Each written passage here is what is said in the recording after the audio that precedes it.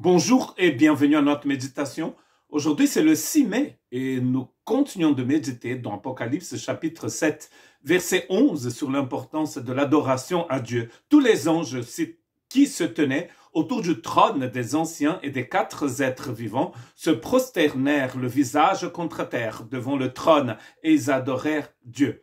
Et à partir d'aujourd'hui, je voudrais méditer avec vous sur les doxologies qui se trouvent donc dans le Nouveau Testament et notamment dans le livre d'Apocalypse.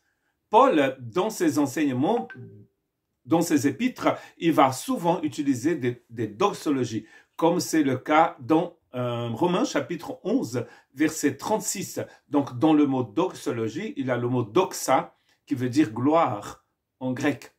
C'est de lui, par lui et pour lui qui sont toutes choses. À lui la gloire dans tous les siècles. Amen.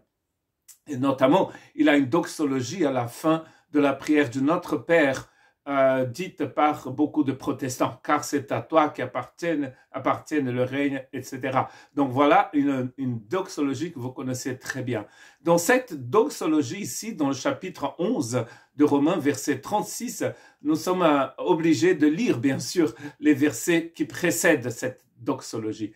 Et les versets qui précèdent la doxologie de Romains chapitre 11, 36, c'est donc les versets 33 à 35. Quelle profondeur ont la richesse, la sagesse et la connaissance de Dieu, que ses jugements sont insondables et ses voies impénétrables. En effet, qui a connu la pensée du Seigneur, ou qui a été son conseiller, qui lui a donné le premier pour être payé en retour. Et ensuite, il dit, car c'est de lui, par lui et pour lui que sont toutes choses. À lui la gloire dans tous les siècles. Amen. Et là, nous trouvons donc une façon étonnante et merveilleuse de résumer l'intégrité de ce que Dieu est. Et là, on va voir que c'est en lui, c'est à travers de lui et c'est pour lui que sont toutes choses. C'est pour ça que Paul va donc dire cette doxologie, qu'il va prier, qu'il va donc rendre gloire au Seigneur. C'est parce qu'en fait, c'est vraiment merveilleux de comprendre que c'est de lui, c'est à travers lui et c'est pour lui que sont toutes choses. Toutes choses viennent de Dieu. Et c'est ce que ce texte est en train de nous dire, que toutes choses viennent de Dieu, toutes choses sont pour Dieu aussi. Dieu est la source et le commencement de toutes choses. C'est ce que Paul est en train de nous dire. Il est la source de tout ce qui existe. Il est le grand créateur. Et la parole de Dieu devint chair et elle habita parmi nous. C'est ce que Jean va nous dire dans le chapitre 1, premier chapitre de son évangile. Et là, Jean va nous dire une chose impressionnante et très importante pour nous, c'est que la gloire de Dieu fut connue, fut manifestée dans la personne de Jésus-Christ. Donc, toutes choses sont créées par lui, toutes choses sont pour lui, et Dieu se manifeste pleinement dans la personne de son Fils.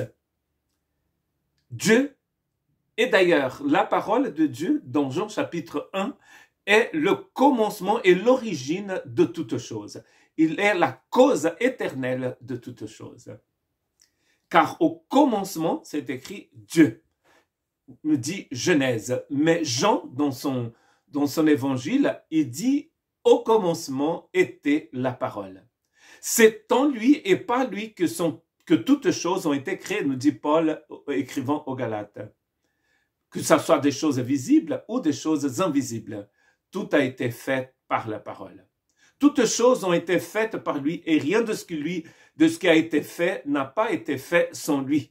En lui était la vie éternelle. De lui et à travers lui et pour lui sont toutes choses. Et là, vous voyez, donc nous passons du Père au Fils en disant la même chose.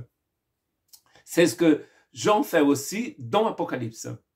Dieu qui est Alpha et Oméga dans l'Ancien Testament, Christ qui est Alpha et Oméga dans le livre d'Apocalypse. Commencement et fin. C'est très important pour nous, alors que nous louons le Seigneur, de savoir qu'il est l'origine de toutes choses. Toutes choses subsistent par lui et c'est pour lui que sont toutes les choses. Donc, de lui, par lui, pour lui. Et donc, il ne reste rien pour personne d'autre. Toute puissance, toute autorité, tout a été donné au Seigneur. Voilà pourquoi, en ce samedi mai, si important pour beaucoup de Britanniques et pour les gens du Commonwealth, nous disons qu'il y a un roi qui va être couronné, mais il y a surtout le roi des rois qui a déjà été couronné et qui vit et qui règne pour les siècles des siècles. Donc à lui toute la gloire. Que Dieu vous bénisse.